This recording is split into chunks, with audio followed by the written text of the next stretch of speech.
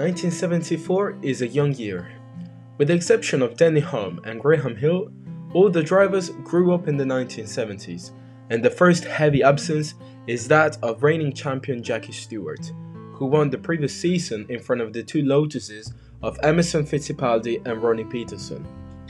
The Brazilian, vice champion in office, was heavily beaten in the second half of the season by his teammate, initially penalised by mechanical problems, and who increasingly got the favours of team boss Colin Chapman. In his place comes Jackie Ickx, but for Lotus, so fast in the previous 2 years, it was time again to use the 72 car, by now outdated.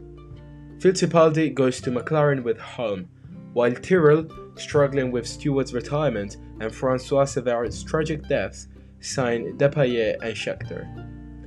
Ferrari, instead, who experienced a substantial decline in recent years, decided to suspend all activities outside of Formula 1 to take off again, and do so by signing the BRM duo of Lauda and Regazzoni.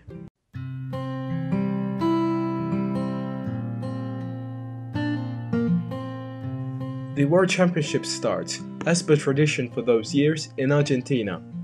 Pole goes to Peterson, but local hero Carlos Reutemann on Brabham takes the lead and settles in front for 2/3 of the race.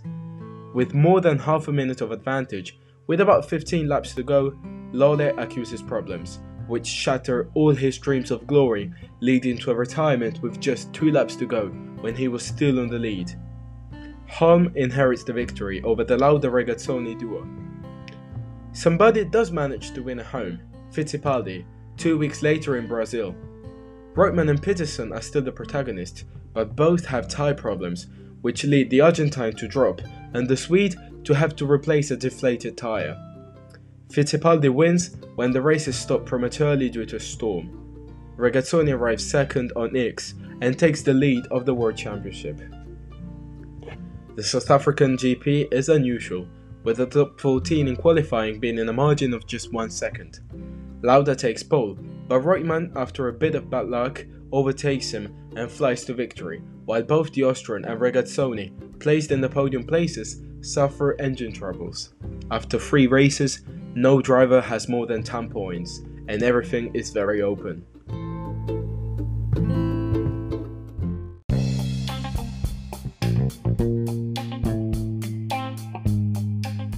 Somebody who's growing very fast is Lauda, taken to be the number 2, but who proves to be active and quick. Niki repeats pole in Spain, but in the rain, he has to deal with Peterson. Ronnie flies to the lead, but when the track dries up, both him and his teammate Jackie Ickx's pit stop are disastrous, before the downfall that leads to a double retirement due to mechanical problems. Lauda, now without rivals, laps everyone except Regazzoni, who still finishes 35 seconds adrift in front of Fittipaldi. The 3 drivers anticipate a duel that continues in Belgium, when Regazzoni gets the 3rd consecutive pole position for Ferrari. All this seems very strange, because Clay laps more than a second faster than the competition, but even Ferrari themselves go as far as admitting that according to their sources, the real time is in fact much slower. However, no action is taken, and the Swiss precede Scheckter, Lauda, Fittipaldi and Peterson. In the race, Regazzoni leads for 40 laps, but during a lapping he goes off the track and ends up behind Lauda and Fittipaldi, only to finish 4th after fuel troubles. Fittipaldi is the first driver capable of winning twice, and flies to the top of the standings with 22 points, on Niki's 21 and Clay's 19. In Monaco, there could be the decisive proof of strength for Ferrari, which, however, have to manage an uncomfortable situation, because Regazzoni is unable to get the better of his teammate, and the two keep taking points of each other. Niki gets Ferrari's 4th consecutive pole, with a front row that fills everyone with hope, considering especially Fittipaldi's 13th place. Regazzoni flies to the lead, and no team orders are given at Ferrari. This leads to Lauda attempting numerous attacks on Clay, showing up in his mirrors at every slightest opportunity and leading him to an error dictated by nervousness. Ferrari, since then the dominators of the race, do not manage the situation in the best way. Regazzoni spins on lap 21 and falls to the back of the group. As if that were not enough, Lauda's engine breaks up just 10 laps later, and in Ferrari the damage is atrocious. Surprisingly, the winner is Ronnie Peterson, who with a display of absolute talent dominates once the Ferraris are out of the game. Regazzoni in the end is 4th ahead of Fittipaldi, with an incredible comeback if you consider the track, but throwing away very heavy points.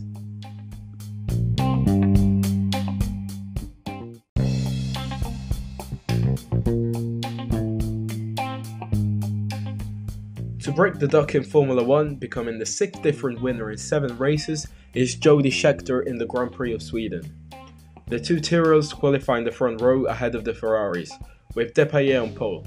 At the start, however, it is the South African who flies in the lead, with Depailler even overtaken by the local hero Peterson. The Swede, who suffered from poor reliability, retires again after just 8 laps, leaving room for the Tyrrells. The two arrived separated by just 4 tenths, demonstrating to Ferrari how to take home a 1-2. The two Maranello cars are out due to gearbox problem. Fittipaldi says thank you and with 4th place moves up to 27 points, with the 4th consecutive points finish, on the 22 of Regazzoni and the 21 of Lauda and Scheckter. While behind, due to problems, Peterson and Reutemann are unable to keep up. But in Holland, Ferrari make a comeback, taking the front row again with Lauda in front. Niki is a second faster than Fittipaldi, 3rd, and leads a 1-2, showing a lot of superiority. In all 4 times that Niki has crossed the finish line, he has beaten Clay. Fittipaldi now is only 1 length away, 31 to 30. Regazzoni follows at 28. Everything seems to be getting better and better in Maranello, when the following race, Fittipaldi's streak of points ends. Lauda is on pole for the 5th time in 9 races, and at the start, he leads in front of everyone, with Peterson and Regazzoni close behind. With a 4-year-old car, Peterson struggles to find an opening to overtake, but sends it down the inside with a great maneuver and leads for good, winning for the 2nd time. For Lauda, however, there is a 2nd place finish, again ahead of Regazzoni, who precedes Scheckter. The top 4 thus remain close, with Niki who, 3/5 of the way, leads at 36, against 32 for his teammate. At Brands Hatch, Lauda takes pole on Peterson and goes on a solo run again. Ronnie is surprised by Scheckter and Regazzoni and settles behind. Both the Swede and the Swiss, however, puncture a tire. Now, there is a twist that will prove decisive for the championship. Lauda realizes that the tire is deflating, but since he has a good advantage over Scheckter, he tries to hold on until he is overtaken with just 6 laps to go. Lauda, a very talented young man, but stubborn, as often seen this season, he refuses the indications of the garage and keeps wanting to stay out to administer the advantage over Fittipaldi. On the penultimate lap, when Emerson overtakes him and the tyre punctures, Niki finally returns to the pit, but chaos breaks out at Ferrari. There is only 1 lap left, but the crowd begins to invade the track as Scheckter is about to cross the finish line. Niki is therefore blocked in the pits by the crowd and is unable to remain calm, abandoning the car there of his own, and only finishing 5th, behind Regazzoni. At that point, the situation is very tense. With 5 races to go, the advantage is reduced. Lauda leads at 38, Fittipaldi follows at 37, Scheckter and Regazzoni are at 35. Everything is in everyone's hands.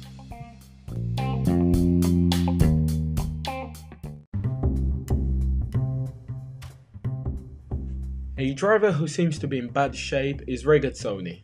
The Swiss is suffering from Lauda's speed, and his experience does not frighten his opponent. Considering the one that arrives in Germany, there are 7 pole positions for Lauda, 4 of which in a row, against a dubious one for Clay. The Swiss has only beaten Niki in Great Britain and is only 2 points away in the standings given the 8 points finishes against Niki's 6. Clay needs a proof of strength, and so, from 2nd place, he takes the lead and wins on the most difficult track, the Nürburgring Nordschleife. Regazzoni stands out, while chaos happens behind. Fittipaldi remains stationary on the grid and is taken out by his teammate Holm, who doesn't avoid him. Lauda tries to recover immediately, having also lost a position on Scheckter, but the reckless overtaking maneuver will put him out of the game. There are also showers. Everyone slows down except Regazzoni, who wins with a 50 seconds lead and puts an end to a drought of victories that lasted 3 years and 10 months. Scheckter, Reutemann and Peterson follow. This is a heavy win. Regazzoni now leaps to the lead with 44 points with 4 races remaining.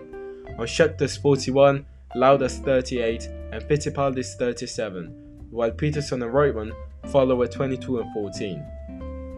In Austria, Lauda's 5th consecutive pole position arrives, while Regazzoni qualifies badly, only managing 8th. Again, someone starts better. It's Reutemann, who leads on Lauda and a quick Regazzoni.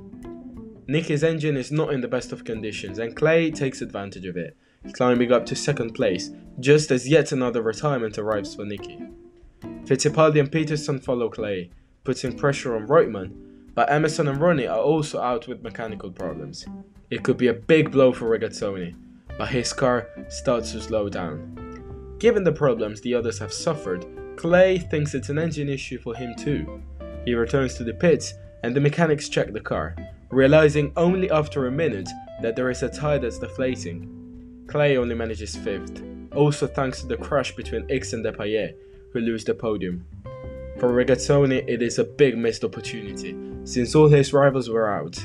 He remains in the lead at 46, with 5 points over Scheckter, 8 over Lauda and 9 over Fittipaldi. With 3 races to go, Reutemann also raises his meager hopes.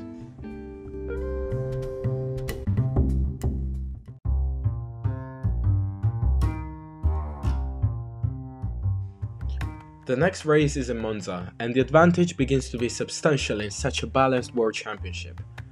Lauda's 6th consecutive pole arrives, 9th of the season in 13 races, and 10th for Ferrari, who, given they have drivers taking away points from each other, have not yet sealed the world title that could very well have been in the bag by now. Lauda keeps his lead, and the fans are amazed as Regazzoni climbs up to 2nd place and Carlos Reutemann retires. There is an absolute domination by Ferrari, until Lauda retires, and, given the race situation that now sees Regazzoni 1st, Fittipaldi 3rd, and Scheckter 4th, he loses any hope left of winning the championship, given the 3rd consecutive retirement. For Clay, it is such a huge opportunity.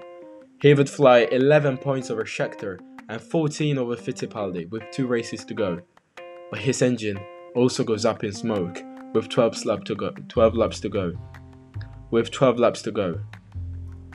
A terrible misfortune, one step away from the finish line, which gives victory to Peterson. The World Championship now goes from being practically closed in Regazzoni's favour to being wide open. Clay still remains in the lead with 46 points, on Scheckter's 45 and Fittipaldi's 43. Lauda 38 and Peterson at 31 would virtually still be in the running.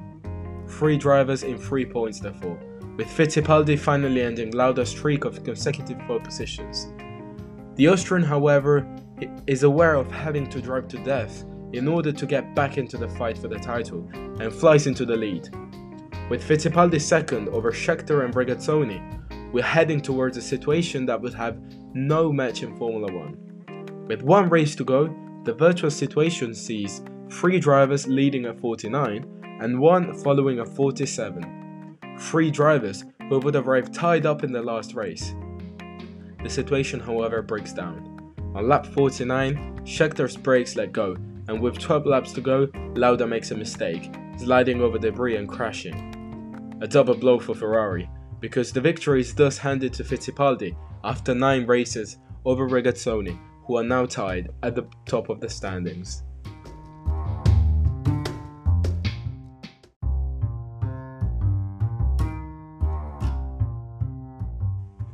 (52-52). For the first time in history, there is a tie ahead of the last race. Scheckter also follows at 45, still in the hunt. We race at Watkins Glen, but in Ferrari they score an own goal again, justifying this choice with the fact that the 3rd car is assigned a race to one and then one to the other. In Ferrari they give the 2 newest cars to Lauda, while Regazzoni, who should win the title in fact, has the oldest at his disposal. The Swiss struggles all weekend. He breaks the engine, he breaks the suspension, but he's not the only protagonist not to shine. On pole, in fact, is Reutemann on Hunt, Andretti and Pace. Scheckter is 6th, behind Lauda, Fittipaldi even 8th on Regazzoni. In his favour there is the fact that if Clay scores no points, the World Championship would go to the Brazilian. Although no one makes great progress in front, Regazzoni ends up in a prohibitive situation. Suspension problems force him to box early, and then he boxes another time due to problems with the anti-roll bar. At that point, Fittipaldi, in a poor 6th position, can be satisfied if Scheckter does not win the race. No problem, Judd is 5th, behind Lauda, who tries to make his way to trying in somehow to favour Regazzoni. With the race hit by the tragic fatal accident of Helmut Koenig, Fittipaldi wins the most hard-fought fight when both Lauda and Scheckter are eliminated.